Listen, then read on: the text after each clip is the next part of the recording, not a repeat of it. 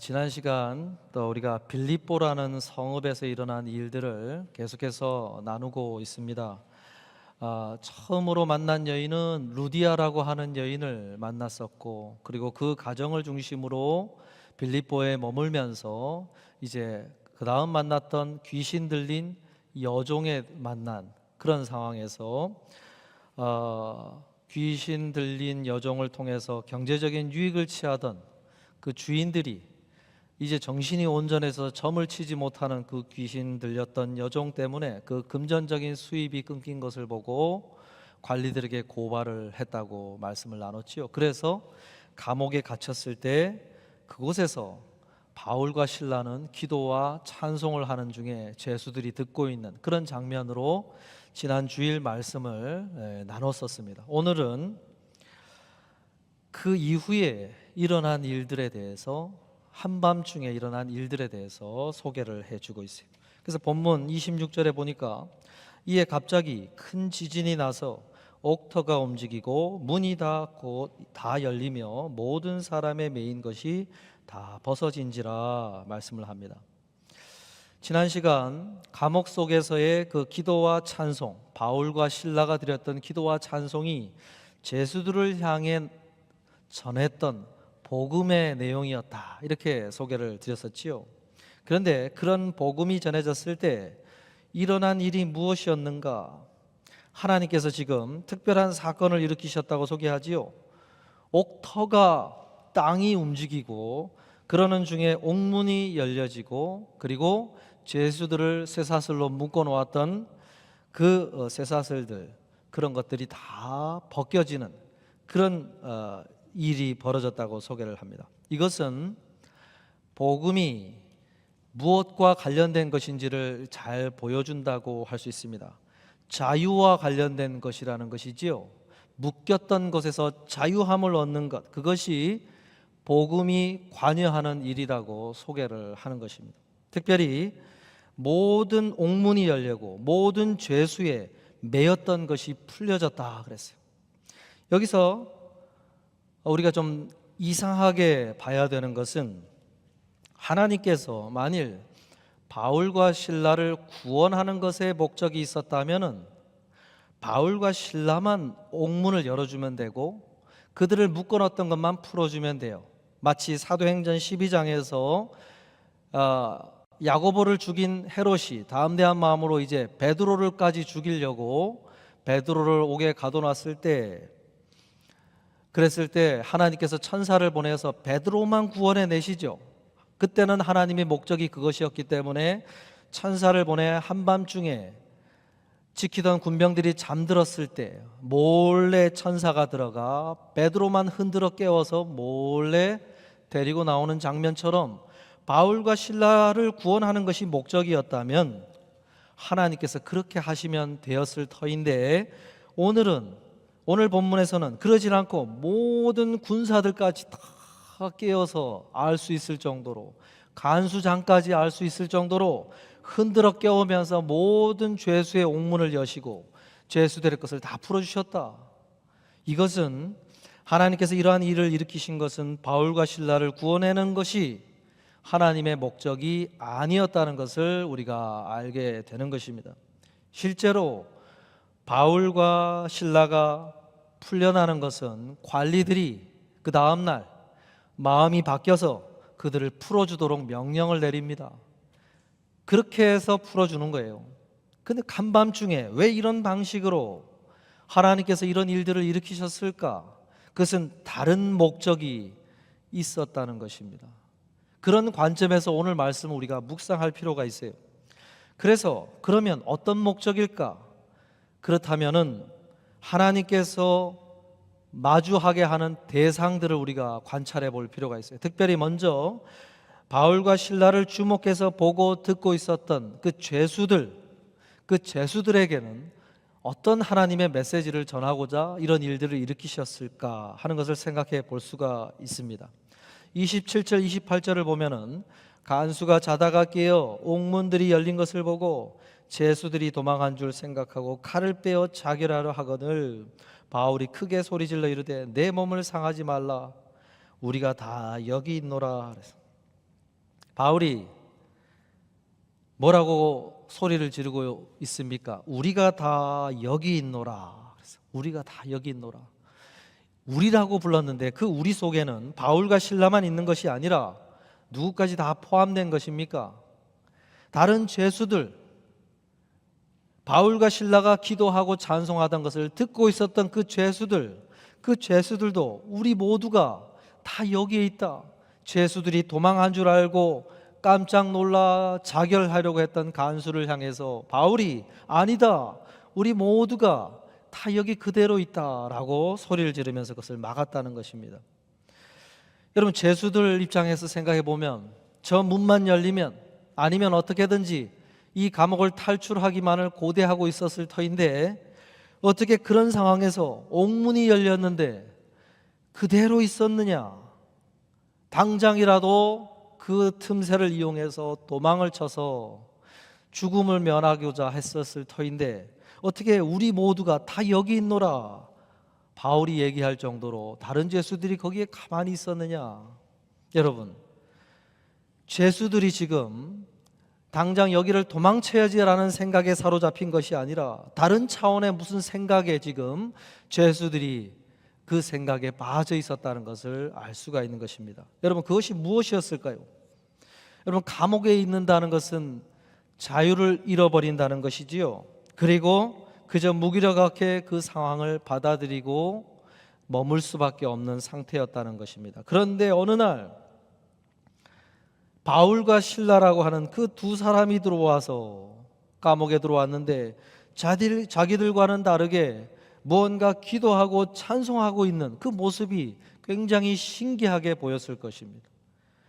그러면서 그 기도하고 찬송하는 소리를 듣고 있는데 갑자기 지진 같은 것이 나면서 옥문이 열리고 자신들을 묶어놨던 것들이 다 풀려지는 이 장면의 연속된 장면을 죄수들이 보면서 무슨 생각을 했을까요? 과연 감옥 속에서도 바울과 실라 저 사람들로 하여금 저렇게 찬송하도록 노래를 부르도록 하는 힘은 어디서 온 것일까? 그런 질문이 막 생기지 않았을까요?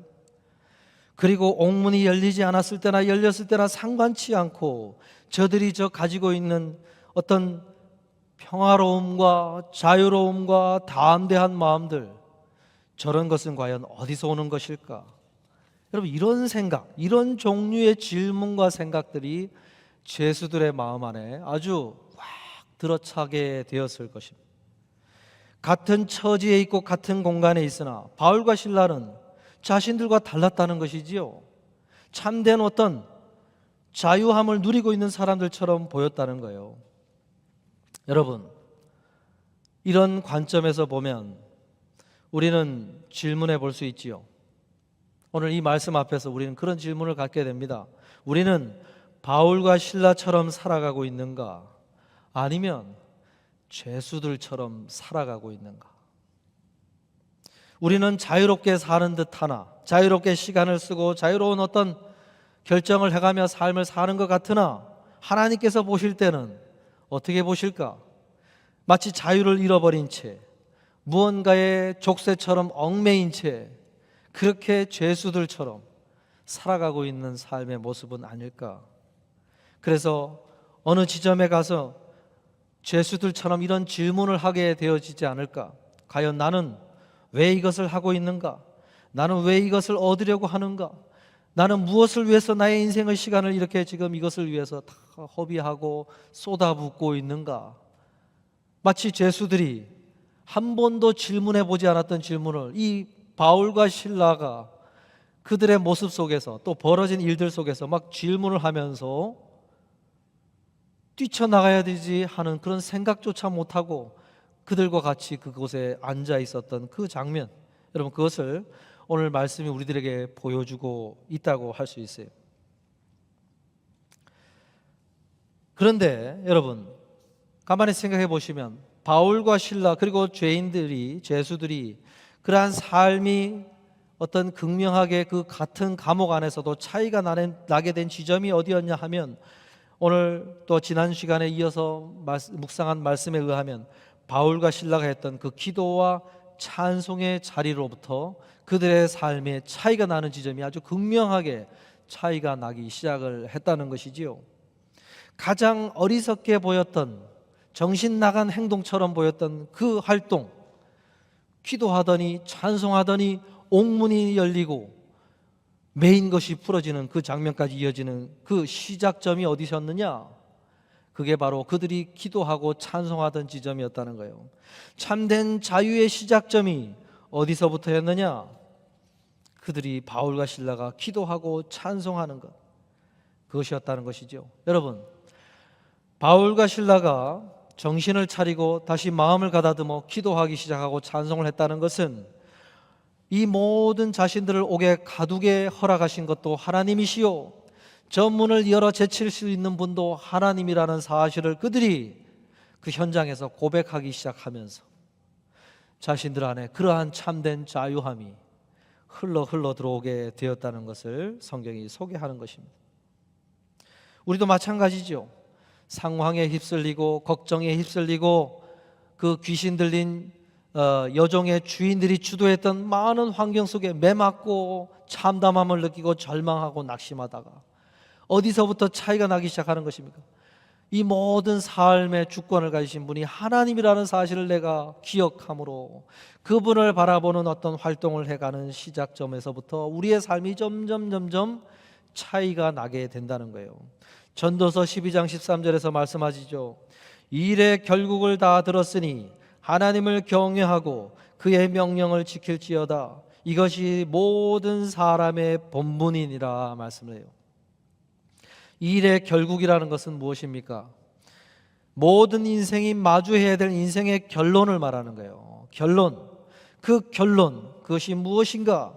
그 결론에서 도출해낼 수 있는 인생의 핵심, 인간이 가져야 될 가장 핵심되는 활동이 무엇이냐? 그것은 하나님을 경외하는 것에 있다. 전도사가 이렇게 결론을 내립니다.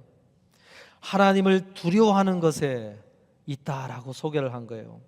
여러분, 오늘 말씀과 이 전도서의 말씀을 연결시켜 이해를 하자면 하나님을 두려워하는 것이 참 자유함을 가져다 준다는 것이죠. 하나님을 두려워하는 것. 왜 그럴까요? 바울과 실라가 귀신 들린 여종의 주인들이 고발한 관리들이 아니라 오히려 하나님을 두려워하고 하나님을 바라볼 때 그들로부터 마음에 자유함이 생겨나서 찬송을 부르게 되었던 것처럼 하나님을 두려워하게 되면 상대적으로 다른 것에 대한 두려움이 사라진다고 할 수가 있어요. 궁극적으로 인생이 두려워해야 될 대상, 하나님을 두려워하게 되면 나를 두렵게 만들기 위한 모든 상황적인 것, 힘을 가진 파워를 가진 사람들, 그런 것들이 힘을 잃게 된다는 거예요. 더 이상 그것에 두려워하지 않게 된다는 거예요. 그 말인즉슨 인생 가운데 왜 자유를 잃어버리느냐? 그것은 그들이 가장 두려워해야 될 분으로 하나님을 두려워하지 않기 때문에 파워를 갖는 다른 것에 얽매인 채로 인생을 살아가게 된다는 것이죠. 그것이 인생의 비극이고 인생이 다시 돌아가야 될 교훈이다라고 전도서가 이야기를 하는 것입니다.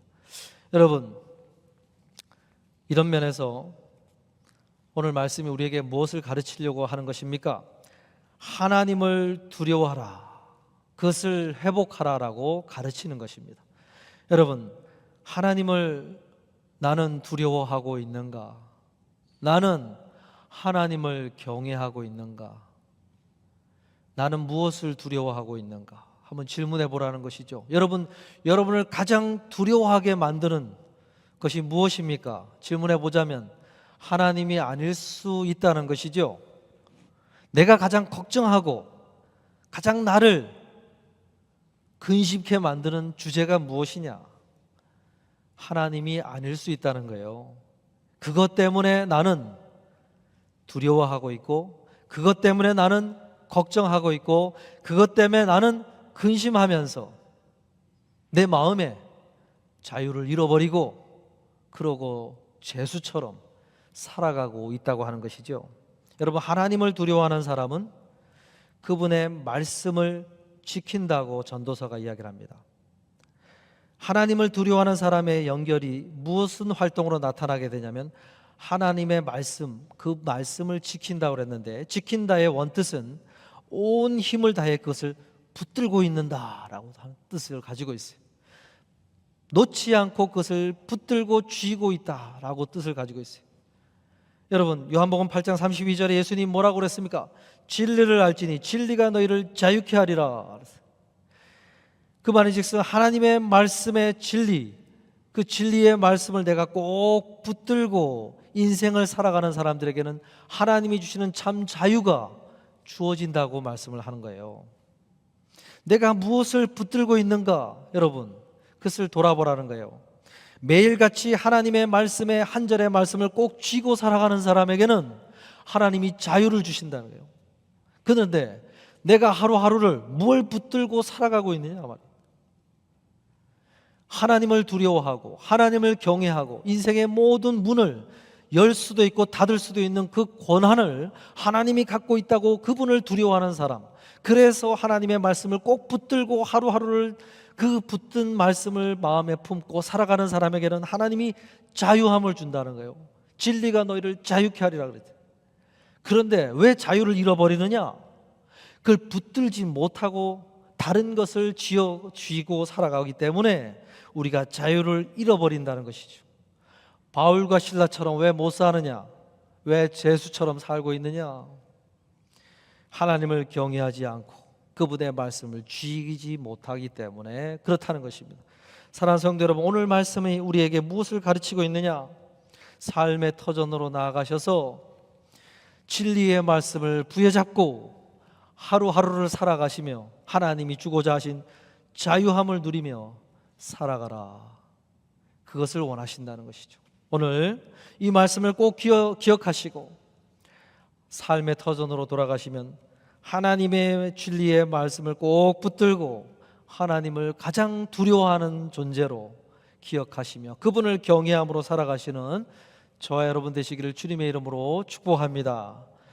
본문 29절 30절에 보면요, 제수들처럼 또 다른 질문을 가진 사람을 소개를 해주고 있어요. 30절에 보니까 그들을 데리고 나가 이르시되 선생들이여 내가 어떻게 하여야 구원을 받으리까 하고 늘 그러지요. 간수의 모습을 소개해 주는데 간수가 바울과 실라에게 지금 질문을 하는 존재로 질문을 가지고 그에게 하고 있는 모습을 소개해 주고 있습니다. 내가 어떻게 하여야 구원을 받으리까? 간수의 마음에 질문이 생겼다는 거예요. 어떤 질문입니까? 구원에 대한 질문이었어요. 사실 간수는 죄수의 신분이 아닙니다. 구원을 이야기할 필요가 없는 사람이에요. 왜요? 갇힌 게 아니니까. 그런데 그가 자신을 죄수로 인식을 하고 있어요. 죄인으로 이해를 하면서 바울에게 내가 어떻게 하여야 구원을 받으리까 하고 질문을 하고 있다는 거예요. 이건 무슨 말인가? 여러분, 그 장면을 29절의 모습을, 그의 내면을 소개하고 있는 모습을 보니까 이렇게 소개하지요. 무서워 떨며 바울과 실라 앞에 엎드렸다 그랬어요. 간수가 무서워 떨었다고 소개를 했습니다. 여러분, 간수는 이 말씀이 나오기 전에 목숨을 끊으려고 했어요. 칼을 들어 찔러 죽으려고 했다고 소개를 했어요. 왜 죽으려고 했을까요? 그에게 있었던 어떤 두려움이 있었기 때문일까요? 간수로서 죄수들을 잘 지키지 못했기에 간수로 그를 임명한 임명권자로부터 자신이 어떤 인생의 어떤 커리어가 끝날 것 같기 때문에, 무슨 어떤 파면을 당하고 큰 일을 당할 것 같기 때문에 그런 두려움 때문에 죽으려고 했었겠지요. 그런데 이미 죽겠다고 생각하고 죽으려고 한 순간 그는 죽은 것입니다. 그의 인생의 어떤 그의 마음을 두렵게 만들던 모든 것이 끝이 나버린 거예요. 바울이 그를 멈춰 세우지 않았다면 이미 죽은 것이고 그는 이미 죽으려고 했기에 죽은 것과 다름이 없었겠지요. 그런데 그 죽음을 마주한 후에 그 다음에 그의 마음속에 찾아온 두려움은 어떤 종류의 두려움 때문에 지금 벌벌 떨면서 어찌하여야 내가 구원을 얻으리까 했을까요? 그것은요, 그 전에 그가 죽기 전에 가졌던 두려움과는 다른 종류의 두려움이라고 할 수가 있어요. 이미 자신의 인생의 죽음 이후에 가지게 된 두려움, 인생의 근본적인 두려움, 근본적인 인생의 어떤 갖게 된 두려움이라고 할 수 있어요. 바로 신 앞에서의 두려움이라고 할 수 있어요. 하나님 앞에서의 자신의 인생의 어떤 커리어에 대한 두려움이라고 할 수가 있죠. 여러분, 간수는 평생토록 이 일을 통해서 자신의 직업 그리고 어떤 성공, 자신이 삶에서 얻고자 했던 많은 인생의 커리어를 꿈꾸면서 그렇게 삶을 살아왔고 어느 정도 성취를 했을 것입니다. 그런데 그것을 죽음으로 끝을 내겠다고 생각하고 끝을 낸 순간 그 다음에 보인 것이 신이라는 것이고 하나님이라는 존재, 그런 존재였다는 것이지요.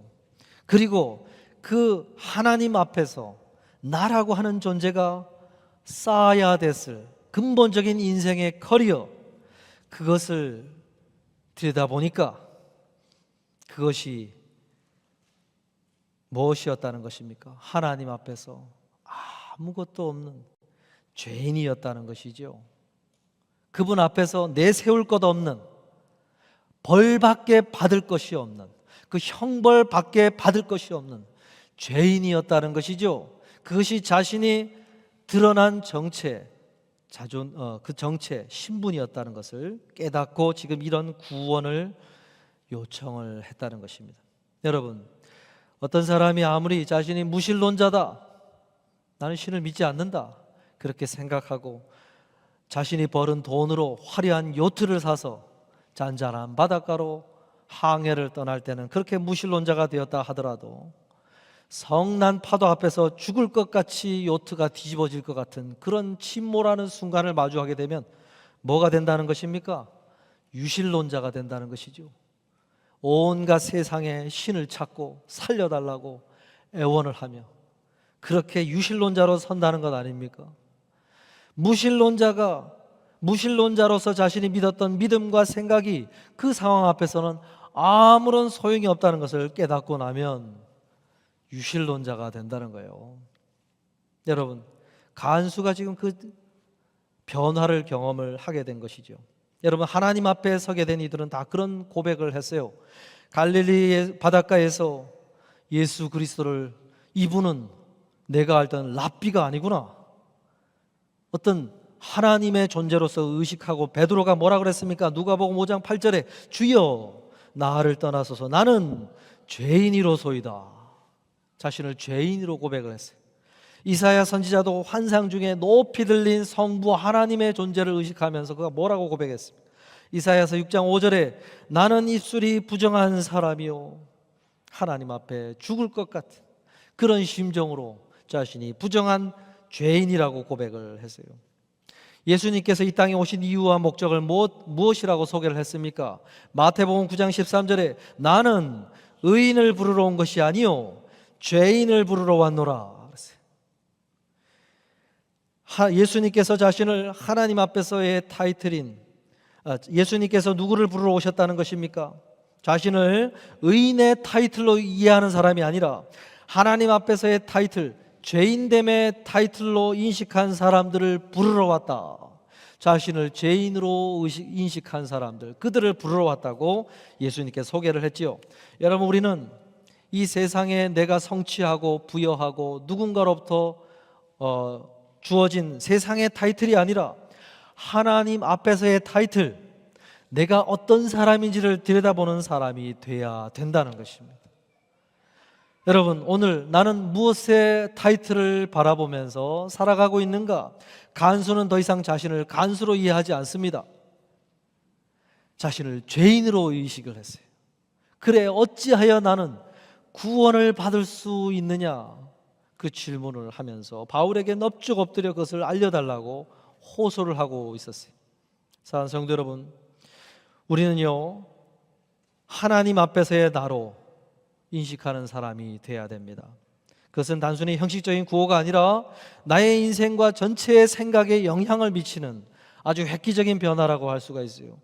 우리에게서 어떤 기도의 언어가 나오고 찬송의 언어가 나오고 겸손의 언어가 나오고 진리에 대한 열망이 나오는 거예요. 간수처럼 진리에 대한 열망이 나오지 않습니까? 어떻게 해야 내가 구원을 받을 수 있습니까? 그것을 알고 싶다고 하는 진리에 대한 열정과 열망이 막 그의 마음속에 불일 듯 일어났다고 소개를 하고 있어요.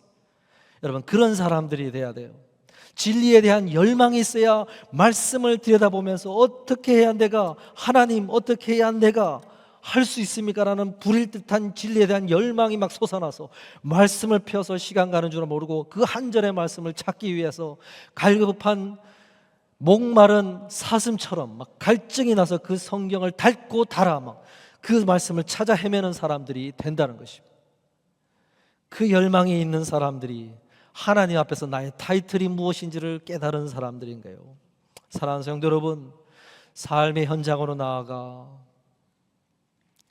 관리들이 부여한, 아니면 나의 사업장에서 내 삶에서 뭔가 성취한 그런 타이틀에 만족하고 거기서 살아가는 사람들이 아니라 하나님 앞에서 나는 어떤 사람인가, 하나님 앞에서 나의 타이틀은 무엇인가, 내 인생 커리어는 지금 어느 지점에 와 있는가, 여러분 그런 것을 깨달으면서 진리에 대한 열망을 가지고 갈증을 가지고 하나님 앞에 서시는 우리 모두가 되실 수 있기를 주님의 이름으로 부탁을 드립니다.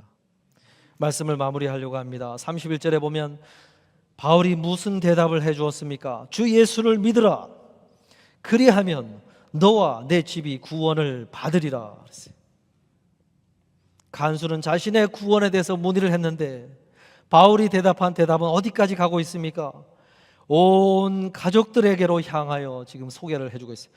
너와 내 집이 구원을 받으리라.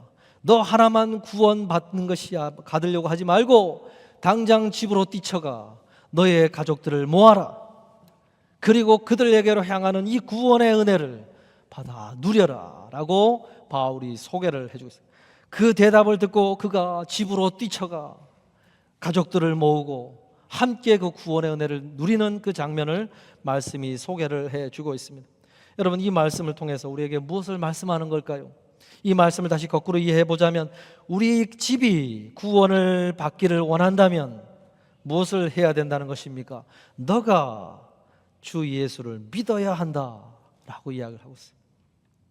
그리고 너가 집이 구원받기를 원한다면 당장 너의 집을 모아 예수 그리스도를 믿을 수 있는 기회를 주어야 된다라고 소개를 하는 것이죠. 여러분, 예수님을 믿는다는 것은 나에게만 국한되는 것이 아니라는 것입니다. 나의 집, 나의 가정과도 연결되어 있다고 오늘 말씀이 소개를 하고 있어요. 여러분, 원래 하나님은 인간을 지으실 때 관계적 존재로 지었습니다.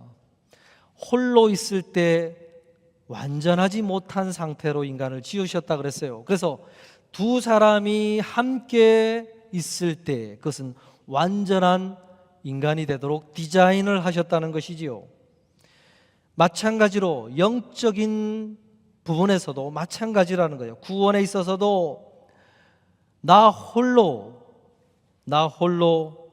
완전해질 수가 없다는 것입니다. 나 홀로 구원받을 수가 없다는 거예요. 내가 구원받기 위해선 누군가의 다리의 역할이 필요하다는 것이지요. 브릿지 역할을 하는 자를 통해서 마치 간수가 그들의 집이 다리 역할을 통해서 복음이 그 집에 전해지도록 역할을 함으로써 그 집이 구원을 받게 함으로 하나님이 기대하셨던 그 온전한 구원의 모습이 완성이 되었다고 소개를 한 것입니다. 여러분, 예수님께서 이 땅에 오신 이유는 다리 역할을 하시기 위해서지요. 복음의 원리는 다리의 역할을 통해서 구원을 받는 것입니다. 그래서 예수 그리스도께서 이 땅에 오셔서 하나님과 우리 사이에 십자가를 통하여 다리를 놓아주심으로 우리가 구원이 된 거예요. 마찬가지로 오늘도 복음은 이 다리를 통해서 전해지고 다리를 통해서 퍼지게 되는 것입니다. 그 말인즉슨 우리가 인생의 커리어를, 하나님 앞에서의 인생의 커리어를 고민한다면 무슨 역할을 잘해야 된다는 거예요? 다리 역할 놓는 커리어를 잘 쌓아가야 하나님 앞에서의 인생의 커리어를 잘 쌓아가는 사람이라는 거예요. 여러분은 다리 역할의 커리어를 어떻게 수행해 나가고 있습니까? 마침 좋은 기회가 왔잖아요. 우리 창립 17주년을 앞두고 이 간증 집회를 마련했지 않습니까? 그러면은 우리 가족 중에 내가 누군가에게 다리 역할을 놓아줘야 될 가족이 있다고 한다면은 기도함으로 준비하시고, 하나님 앞에서 기도함으로 준비해서 이런 집회 자리에 다리 역할을, 그런 기회를 주는, 그런 초청을 하는 역할을 하신다면 내 인생에 한 번의 다리 역할이 또한 만들어지는 것입니다. 또 우리의 지나온 어떤 하나님 앞에 서는 자리들을 기억해 본다면 누군가가 그런 다리 역할을 나에게 놓아준 사람이 있을 거예요. 그래도 뭔가 권면해주고 초청해주는 이 역할을 한 사람이 있었을 거예요. 그 사람을 통해서 내가 어떤 은혜의 기회들을 갖게 되었고, 교회에 걸음하여 복음의 기회를 들을 수 있는 기회를 가졌던 것입니다. 여러분, 우리는 하나님 앞에서 설 때 내 인생의 커리어를 잘 쌓은 사람이 되어야 됩니다. 그 역할, 다리 역할을 놓는 그런 사람의 역할들을 고민하셔서 이런 간증 집회뿐만이 아니라 주변에 있는 사람들에게 그런 브릿지 역할을 잘 하셔서 하나님 앞에 설 때 부끄러운 모습이 아니라 이런 인생의 커리어를 잘 만드셔서 하나님 앞에 내어놓을 수 있는 우리 모두가 되실 수 있기를 주님의 이름으로 축복하고 부탁을 드립니다.